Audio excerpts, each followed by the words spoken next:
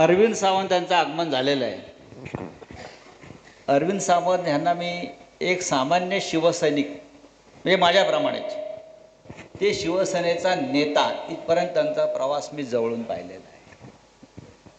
आणि या मधल्या काळामध्ये लोकाधिकार समितीचं काम, जो शिवसेनेचा मुख्य कणा आहे, मराठी माणसांना नोकऱ्या देणारं प्रशिक्षण देणारी संस्था, हे अरविंद सावंत यांच्यासारख्या कार्यकर्त्यानं शिवसैनिक म्हणून बाळासाहेब ठाकरे यांच्या विचाराने त्यांनी काम केलं। महानगर टेलिफोन निगम ही सगळ्यात मोठी पब्लिक सेक्टरमधली त्या कर्मचाऱ्यांची संघटना त्यांनी उभी केली आणि चालवत आहेत। आणि आजही या परिस्थितीत ते ठामपणे माननीय उद्धव ठाकरे यांच्या पाठीशी उभे आहेत। माझं अरविंदजी सावंत यांना एक प्रश्न आहे की आपण अरविंद लालबाग एरियातल्या, लालबाग परळ हा बालेकिल्ला,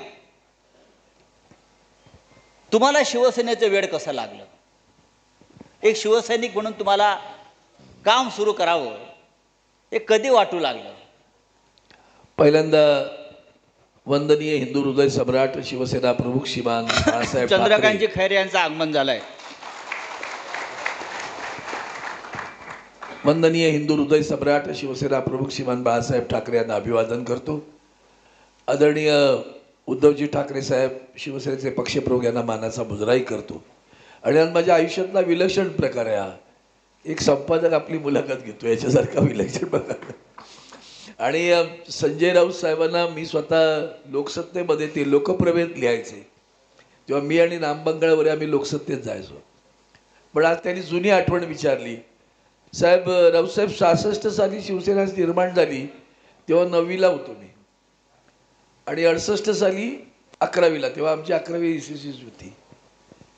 आणि शिवसेना प्रमुख जे विचार मांडायचे त्याचा सगळ्यात मोठा जर इम्पॅक्ट हा शब्द वापरला तर तो आमच्या गिरणगावात दिसायचा।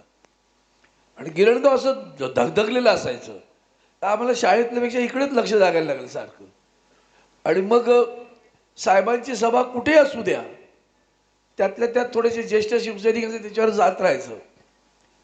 11वीला साहेब असा प्रकार झाला की वंदनीय शिवसेना प्रमुख त्यावेळेला मराठी माणसाच्या न्याय हक्कासाठी उभे राहिले होते, भूमिपुत्रांच्या न्याय हक्कासाठी उभे राहिले होते।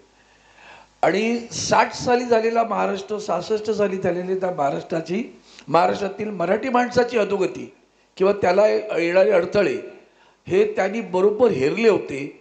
आणि तुम्हाला आश्चर्य वाटेल साहेब, तेव्हा मोठे साहेब व्यायामशाळांच्या मैदानात यायचे। आमच्या अभ्युदयनगरमध्ये एका छोट्या हॉलमध्ये आले, एका गच्चीवर आले बिल्डिंग चाळीच्या, आणि त्या सगळ्या सभांमध्ये मी उपस्थित असतो। मला आश्चर्य वाटत राहायचं आणि अभिमान वाटायचा। ते स्फुरण जे असतं ना, ते काय, ते तरुण वयामध्ये ते लेफ्टिस्ट असं म्हणतो, प्रत्येक तरुण वयामध्ये डावा विचारांचा असतो, तसं ते आपल्या मनातले विचार साहेब मांडतायत आणि ज्या पद्धतीने आपल्याला फुंकर घालतायत पाहिलं तर पेटून उठायला व्हायचं। आणि 68 साली साहेब महापालिकेची निवडणूक लागली आणि आमच्या शाळेच्या हॉलवर काँग्रेसची सभा होती हॉलमध्ये, आणि बाहेर बैलजोडी लागली।